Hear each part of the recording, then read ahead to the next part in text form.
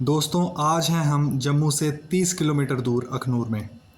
यहाँ पे हम आपको दिखाएंगे एक प्राचीन पांडव गुफा, एक प्राचीन गुरुद्वारा और अखनूर का किला।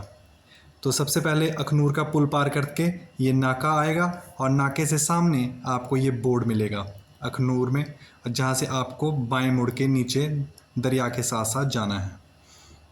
अगर आप कार से ट्रैवल कर रहे हैं तो आपको नाके से बाएं ओर होने की बजाय दाईं ओर मुड़ना पड़ेगा।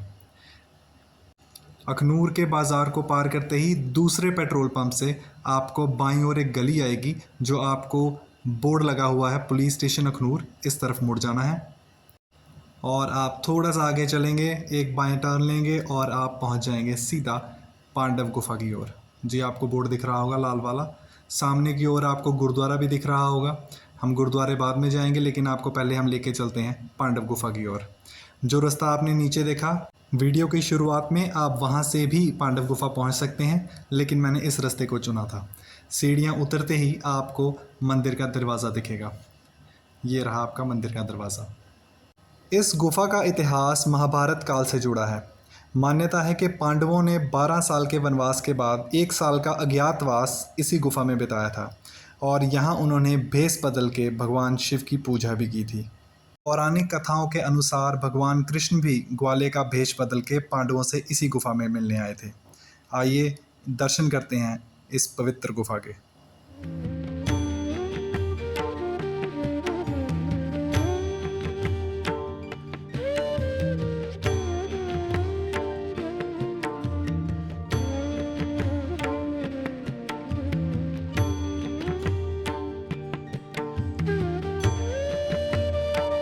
आप जिस शिवलिंग के दर्शन कर रहे हैं, ये वही शिवलिंग है जिसकी पांडव नियमित रूप से पूजा करते थे।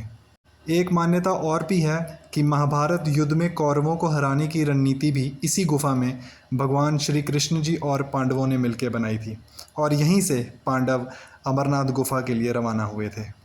ये गुफा लगभग 5000 साल पुरानी मानी जाती है।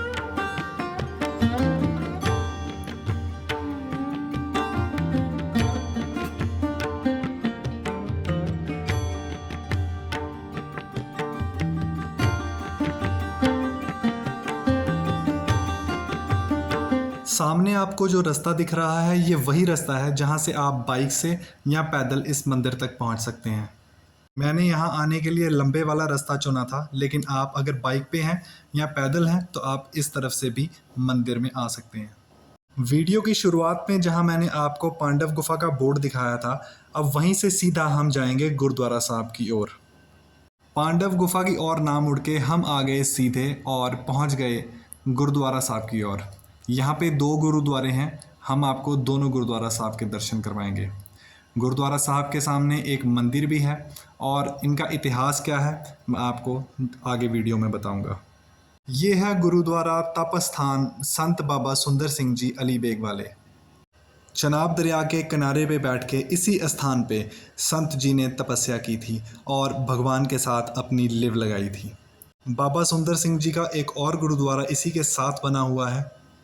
हर रविवार को गुरुद्वारा साहब के अंदर समागम किया जाता है। इसके अलावा गुरु का लंगर 24 घंटे आपको गुरुद्वारा साहब में मिल जाएगा। आइए दर्शन करते हैं गुरुद्वारा साहब के अंदर श्री दरबार साहिब जी का।